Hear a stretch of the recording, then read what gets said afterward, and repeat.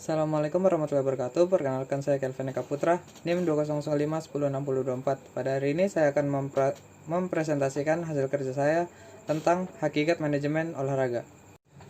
Yang pertama, pengertian manajemen.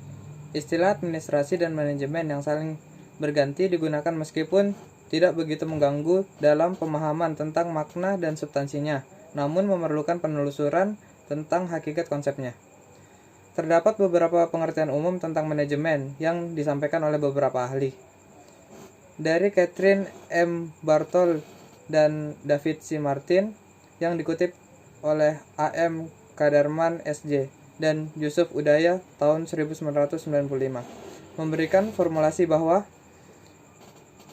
yang pertama, manajemen adalah proses untuk mencapai tujuan-tujuan organisasi dengan melakukan kegiatan dari 4 fungsi utama, yaitu merencanakan atau planning, mengorganisasi organizing, memimpin atau leading, dan mengendalikan atau controlling. Dengan demikian, manajemen adalah sebuah kegiatan yang berkesinambungan. Sedangkan dari Stoner sebagaimana dikutip oleh T. Hani Handoko tahun 1995 mengemukakan bahwa manajemen adalah proses perencanaan, pengorganisasian, pengarahan dan pengawasan usaha-usaha para anggota organisasi, dan penggunaan sumber daya organisasi lainnya agar mencapai tujuan organisasi yang telah ditetapkan. Yang kedua, filsafat manajemen. Berbagai teori manajemen berdasarkan pada filsafat di bawah ini antara lain, yang pertama, filsafat idealisme, atau suatu keadaan yang amat sempurna yang menjadi pola dari segala sesuatu yang kita dapati di dunia ini. Filsafat ini diterapkan dalam manajemen Marxist dan codetermination yang populer di negara sosialis, Jerman, dan Skandinavia. Yang kedua, teori filsafat realisme. Filsafat ini beriringan dengan revolusi industri Inggris yang disusun oleh Frederick W. Taylor. Yang ketiga, filsafat neotomisme, atau kenyataan itu rasio, keadaan, dan Tuhan, sedangkan kebenaran adalah intuisi, segala sesuatu yang masuk akal dan yang diwahyukan oleh Tuhan. Banyak dipraktikkan oleh manajemen Katolik yang merujuk pada Bible. Yang ketiga itu ada praktik manajemen. Aplikasi dari filsafat melahirkan beberapa tahapan penerapan manajemen sebagaimana yang diungkapkan oleh George R.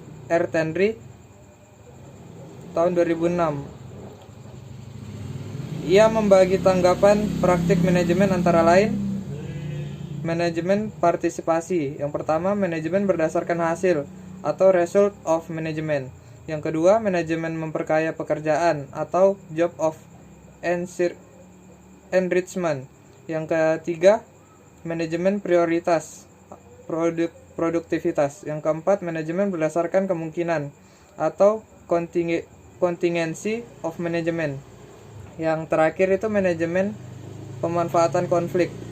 Sementara itu, Odiorne membagi praktek manajemen dengan beberapa tahapan.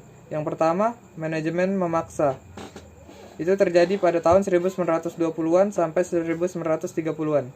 Manajemen kepentingan hubungan kemanusiaan itu terjadi pada tahun 1940-an. Yang ketiga, manajemen menggunakan tekanan terjadi pada 1950-an. Yang keempat, manajemen menurut keadaan terjadi pada tahun 1960-an.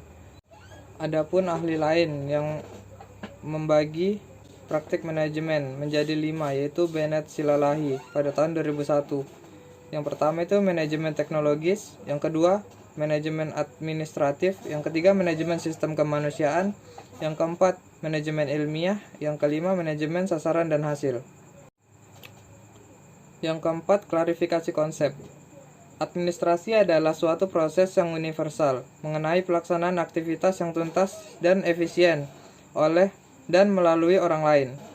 Inti pengertiannya adalah melalui proses administratif dicapai pelaksanaan kegiatan secara efisien dan mencapai tujuannya.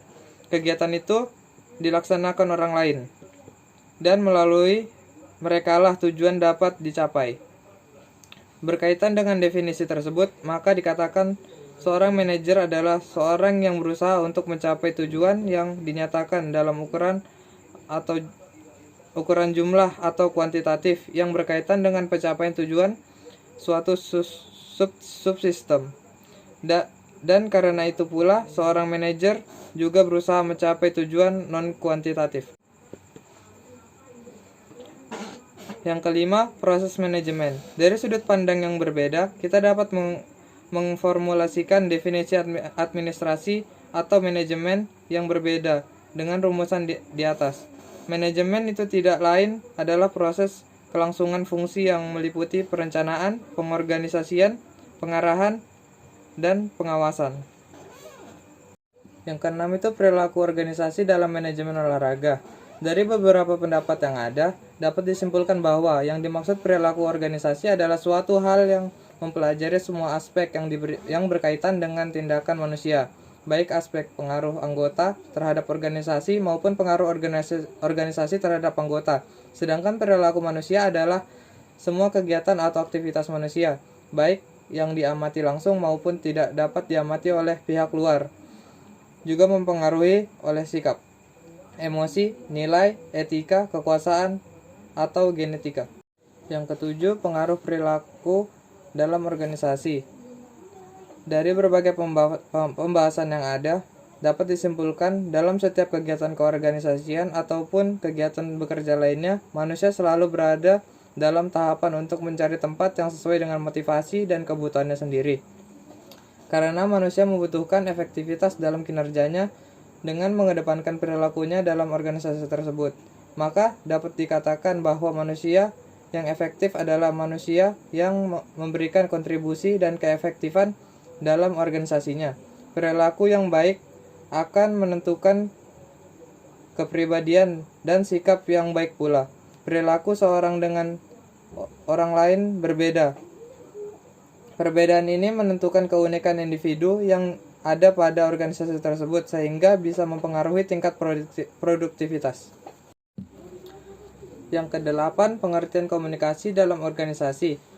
Komunikasi dalam organisasi merupakan proses penyampaian informasi yang akurat dan pemahaman atas informasi dari suatu unit atau pengirim ke unit yang lain atau penerima. Tidak hanya vital dalam perumusan tujuan organisasi, tetapi juga merupakan peralatan dan sarana penting melalui kegiatan organisasi.